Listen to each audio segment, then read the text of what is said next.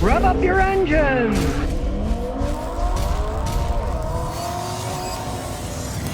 Well, GM and Honda have now ditched the plans to make cheap electric cars together. Honda never made a purely electric car. So, they're selling electric cars in the United States, but they are just rebadged GM electric cars. The Honda Prologue is really a Chevy Blazer EV. They can say all they want about, oh no, they're different. No. And the two of them, Honda and GM, said, oh, we're going to work together building affordable electric cars. Well, that just went down the toilet. Now, Honda and GM were supposed to be using the Ultium-based batteries, and it was going to create more affordable, compact electric crossovers, all powered by GM Ultium batteries. Well, first, GM says, now they're not even calling them Ultium, because I guess they're not ultimate anything. They're going to have a shared platform for electric vehicles starting in 2027. So these wouldn't just be rebadged GMs.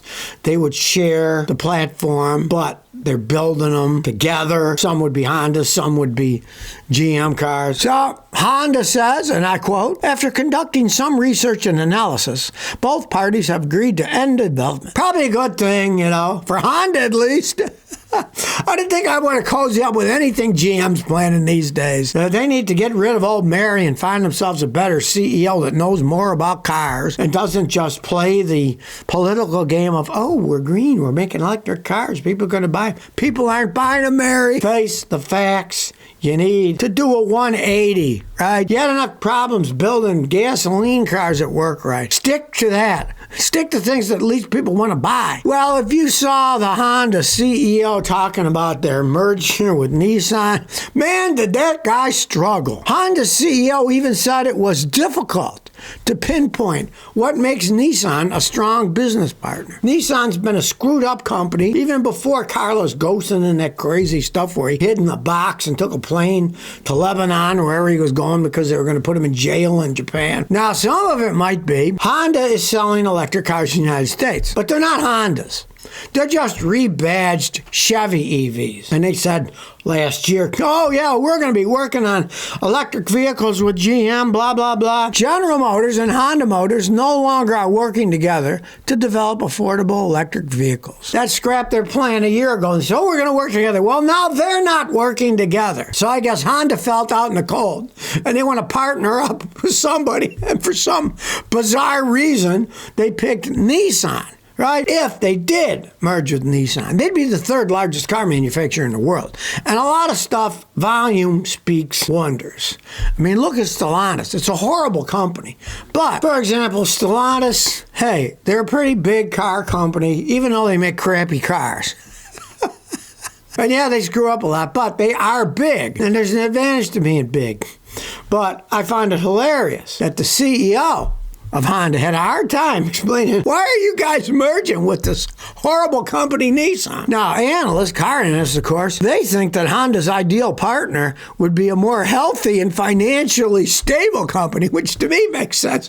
Why would you want to buy this company that's going all over the place, right? But I guess, as they say, politics makes strange bedfellows, and it might just be a political thing. The Japanese are worried that a foreign company will take over Nissan instead of a Japanese company.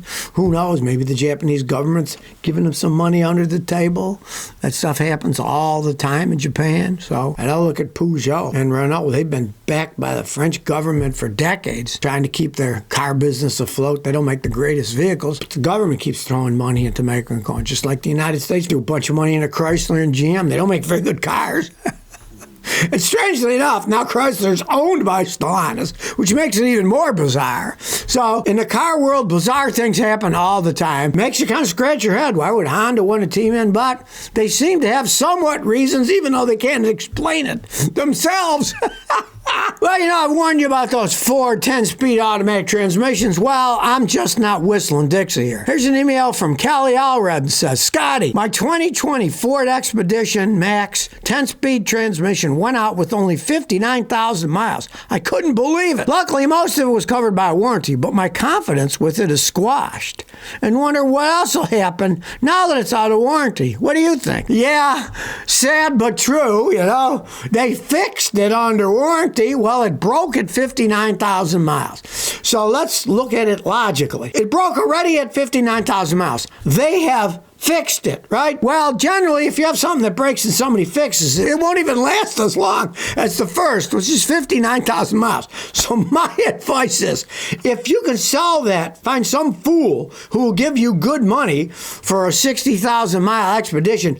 Do it now. It's 5 years old now. Do it now. But if you can't, well, just take care of it and drive it along CarMax or someplace, and maybe they'll give you good money for it. If you can't, get rid of it and get something better made. Because that transmission broke at 59, they fixed it. I can guarantee you it's going to break before the next 59,000 miles goes running down the road. That's just how things are. Well, it looks like China is winning the race for 5-minute EV charging. They say that they're getting pretty close to perfecting 20% to 80% charging in 5 minutes. If that's true, it's a game changer for electric cars because nobody wants to sit. It can take anywhere from 20 minutes to 6 hours, that kind of charging, to go from 20 to 80%. And you might say, well, why do you stop at 80? Well, it's a big deal. Once you get past 80, they go really slow. And if you keep going 20 to 100%, it destroys the batteries, wears them out faster. I'm not holding my breath on this one. Because now the Chinese are working on it. They say they've almost got it perfected. That's what they say, right? The problem is, and I don't care what anybody is trying to say, if they're still using lithium-ion batteries, this is my camera ones, right? You charge them super fast, 5 minutes, 10 minutes, 15 minutes. They destroy the batteries much faster. They degrade faster. People can give me all the BS about, well, we studied it, we can. No. If you charge a battery too fast, you will destroy it. Even regular car batteries. You got a gasoline, diesel car, and you got a regular 12-volt battery in there.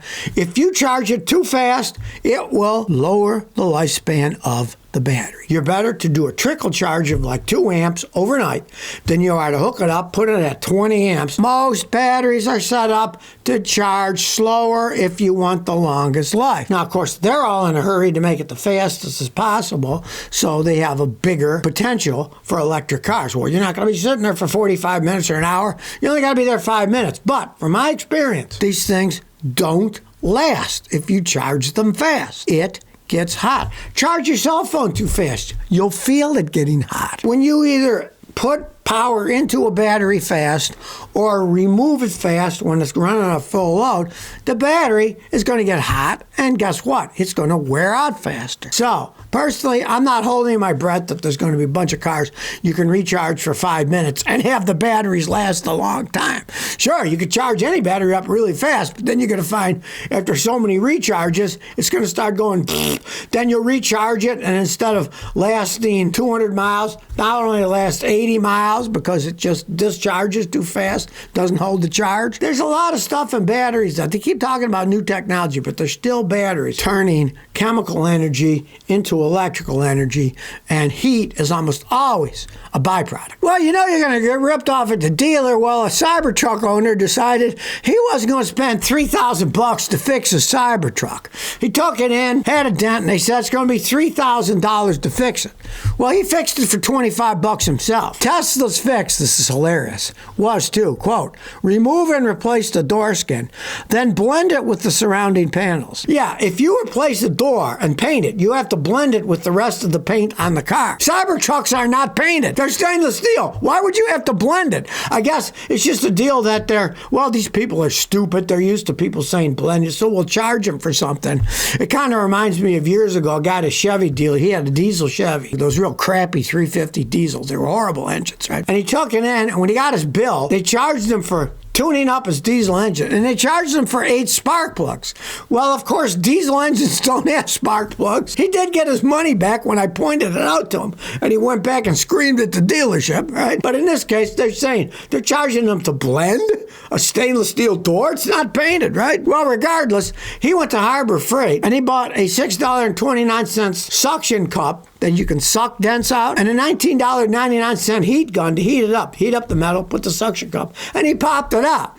So he didn't spend $3,000. I just find it hilarious that in the estimate to do the body work, they say, well, we got to blend that door. We put new skin on. We got to blend it. It's not painted. What is there to blend?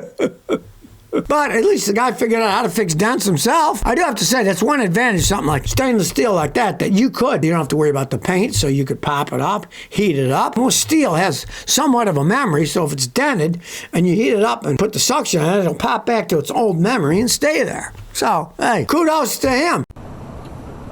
So if you never want to miss another one of my new car repair videos, remember to ring that bell.